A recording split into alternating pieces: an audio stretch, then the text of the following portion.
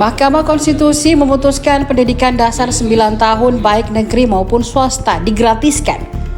Hal itu diputuskan dalam sidang perkara nomor 3 PUU nomor 21 2024 terkait pengujian Undang-Undang nomor 20 tahun 2003 tentang Sistem Pendidikan Nasional Undang-Undang Sikdiknas pada Selasa 27 Mei 2025.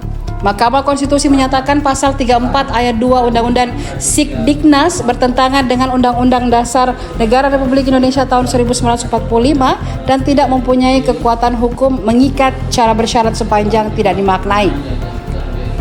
Dalam pertimbangannya, Hakim Konstitusi Guntur Hamzah menegaskan bahwa ihwal negara memiliki kewajiban konstitusional untuk membiayai pendidikan dasar. Download Tribun X sekarang, menghadirkan lokal menjadi Indonesia.